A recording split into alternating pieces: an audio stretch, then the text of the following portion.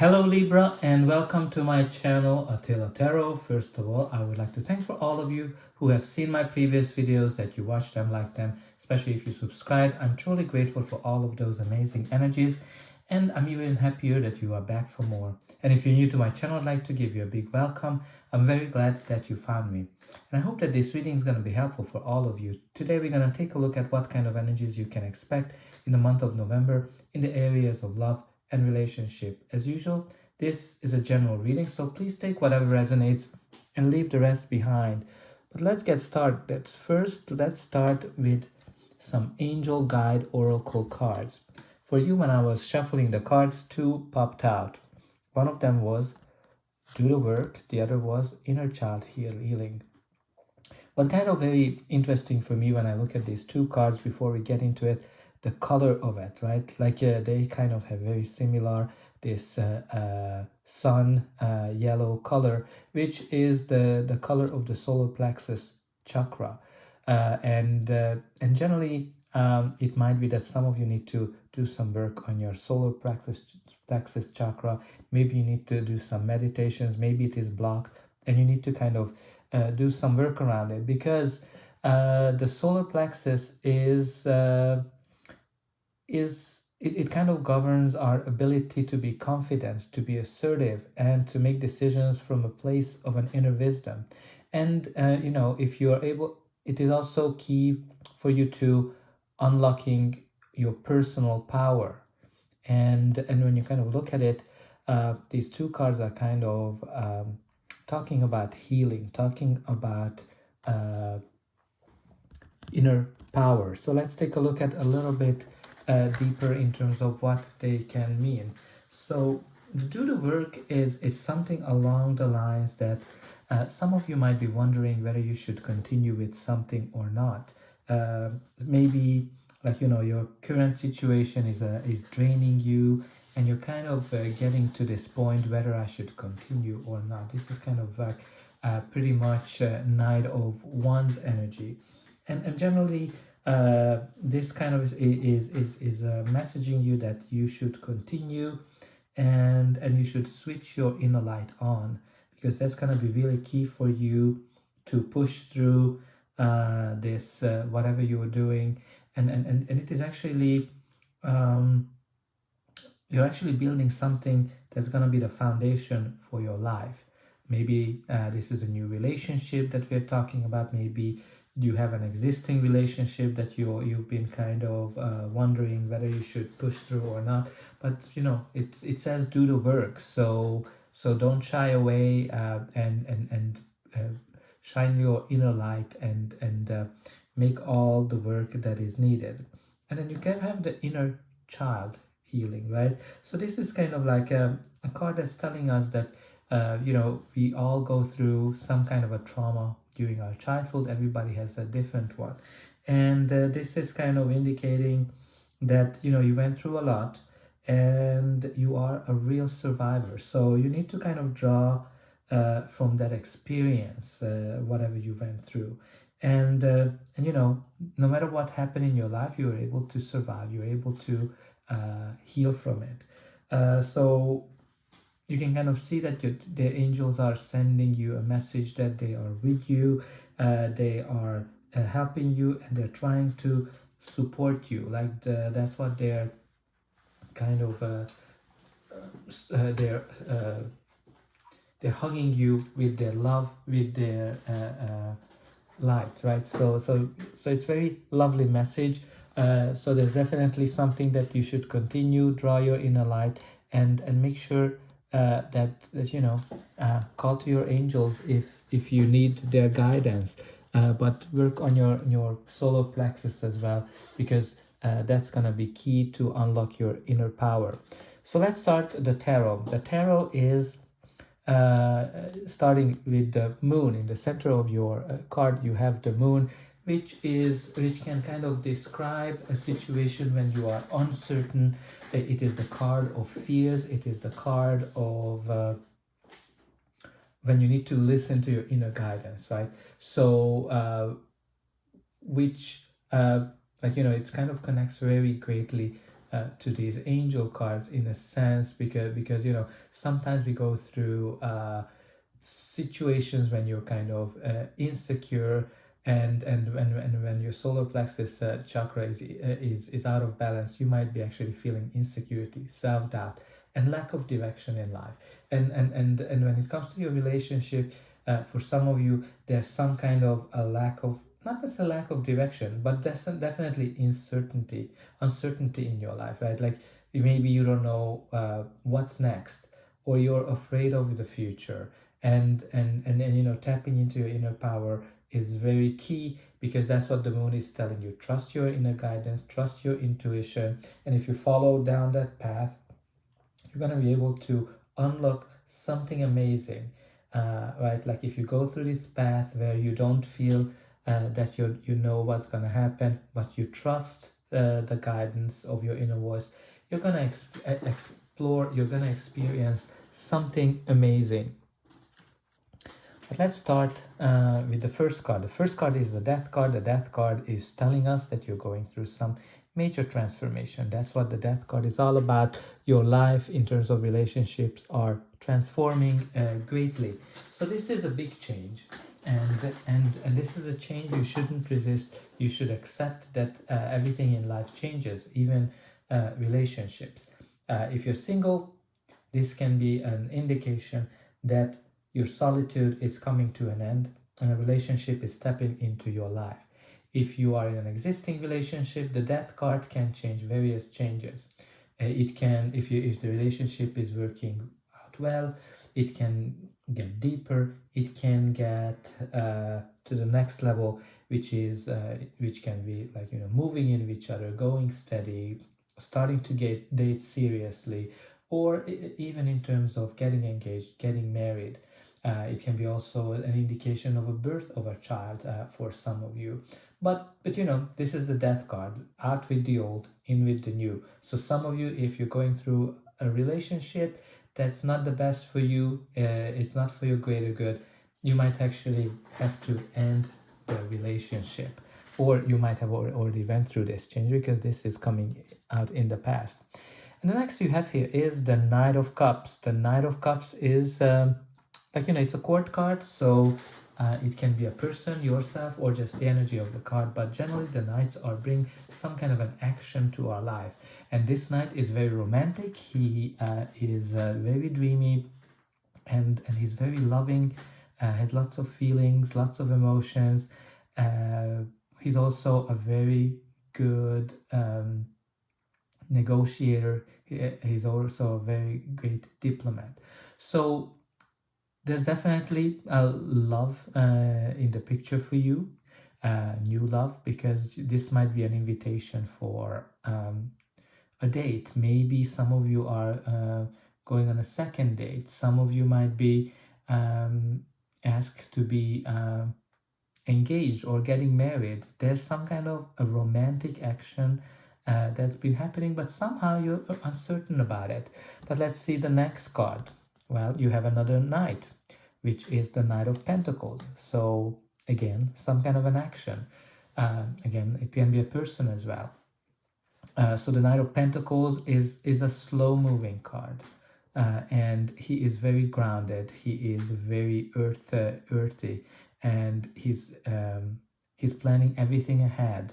He is focusing on the materialistic matters of the earth. And you know, he is somebody who likes to deliver long-term results. So the Knight of Pentacles can be an indication of a long-term relationship. Some of you might be already in a long-term relationship, or some of you might have a long-term relationship coming in.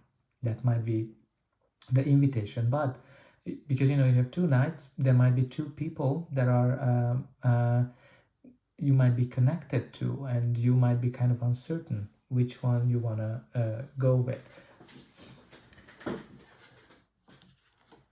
And the next we have here is the Knight of Swords. So another Knight. So some of you actually might have three people that are surrounding you. But the Knight of Swords is all about getting things done. Like, he's very action-oriented. He's a great he's a great communicator. He's very chatty. He's all about moving forward. It's a fast moving energy. So what's kind of interesting, you have here the Knight of Pentacles, who's very slow, who's very meticulous, doing everything by the book, planning, sometimes over planning. And then you have the Knight of Swords, who is all about getting things done, go, and not necessarily planning. So you have like very, very different energies here. And then you have the Knight of Cups, who is dreamy, romantic. So this kind of like I kind of get it that when you look at the Moon, which is the card of uncertainty or secrets, there might be something that you have like very different energies here, right? Like at one point there's like, okay, let's go, let's get into it. The other one is saying, yeah, plan more, etc., be romantic. So maybe there's many sides of you that are kind of pulling you into various direction, and maybe you need to that's making you uncertain. But again, it might be that some of you might have literally 3 people courting you, or 3 people that are interested in you, and that's might be the one that's kind of making you uncertain. And the next we have here is the Empress. The Empress is a lovely energy because it is the Mother Nature energy, where it's very caring, very, very creative as well. So whatever you're kind of giving birth is something that's gonna be here for you for a long term. This might be for some of you literally pregnancy and giving birth to a baby, but it can be giving birth to a relationship, or if you're in an existing relationship, it's an indication that the relationship is a nurturing one, very abundant, full of love, full of caring, and it's kind of connected to the Knight of Pentacles energy, which is about long-term stability, right? Both the Empress and the Knight of Pentacles can indicate long-term stability. But let's see what's going to be the final outcome of this reading. But before that, please don't forget to like, share, and subscribe, because that's an indication that the reading resonated with you and helped you. And you can also help me to grow the channel to make sure that more people get the message who needs to hear them. And for you, it is only costing a push of a button. So I hope that you already pushed those like and subscribe buttons. You definitely help me a lot with those. But I'm always very happy to read in the comment section what's going on in your life. What is this major transition that you've been going through? What is making your life uncertain? Do you have actually 3 knights around you that are trying to get your attention? Put it in the comments. I'm very interested to see. But let's continue. You do have here the Hanged Man. So the Hanged Man is the card of seeing things from a different perspective. This is also the card when things are not moving forward, right? Like I'm not kind of surprised that the Do the Work card came out, because generally that's an energy when you kind of put some effort into something and you just don't know whether you want to continue or not with this energy. But I think you definitely need to continue. But Hangman kind of like an indication of things are not moving forward. Some of you might be single for a while. Some of you are just rethinking whatever your situation is, because the Hangman is all about seeing things from a different perspective. But it has also the energy of what is that you need to give up in order to see things clearly, because he's giving up all of his abilities, like his sights, his arms and legs, in order to gain the enlightenment that he needs. And I think the other very important thing with the Knight of Swords that I kind of didn't mention, that it is actually indicating a big change that's coming into your life. Something that you've been waiting for. For some of you, it might be a new relationship, getting married, engaged, but it can also mean, if you're in a relationship, that the other party is thinking about leaving the relationship. But back to the Hangman, right? Like some of you just need to see things from a different perspective. Some of you need to think about what is that you need to let go, right? You have 3 energies here, a romantic, a planning, and a rushing one. But you need to let some of these energies go in order to see the enlightenment that you need. And again, just some of you might need to just draw in your inner child, that experience in terms of maybe that's the one that's going to help you get the enlightenment that you need. And the next we have here is the Three of Wands. So the Three of Wands has a couple of energies attached to it. It is all about new horizon, and seeing the initial successes of whatever you've been doing. So, for example, if you're single, some of you might be going on dates, messaging people, and you might actually see some positive feedback. You might have some great dates because, you know, the ships are coming in, which can be some positive signs and first signs of success. Some of you might be kind of in this very adventurous mode as well, because, you know, the Three of Wands is going on an adventure. Like when you kind of think back in the 15th century, when the adventurers kind of went to these foreign lands and discovered new continents, and you're kind of seeing the ships coming back. That's kind of the energy of it, which means that, you know, you're kind of in this discovery mode. You're happy to, you're enjoying the freedom of being single if you're single, and I can kind of totally see you have 3 nights, so you're definitely having fun, and you seem to have very different type of people surrounding you if you have 3 people in your love life. But, you know, if you are in an existing relationship, the Three of Wands is showing that, okay, the relationship is moving forward, it's getting to the next level. You know, you can see that you might be done with the early challenges of a new relationship, and it's moving to the next stage. Maybe you're thinking about moving with each other, maybe you are thinking about settle down with each other. You're definitely putting the relationship to a new horizon. But it can be also a sign for some of you that maybe you are dating somebody who is in a different country, and that might be making things uncertain. And the last card we have here is the Seven of Swords. So the Seven of Swords is an interesting one, because it is this card that has double meanings. One of them is that you need to approach things from a different point of view. You need to have some kind of a new strategy whenever it comes to your love life or relationships. Some of you need to kind of stop fighting. Some of you need to just approach a different strategy, what you've done before. And you need to be kind of a little bit more cunning, smarter, the way you approach the relationship. But this is also the card of lying, stealing, cheating as well. So some of you might be exposed to somebody who is that.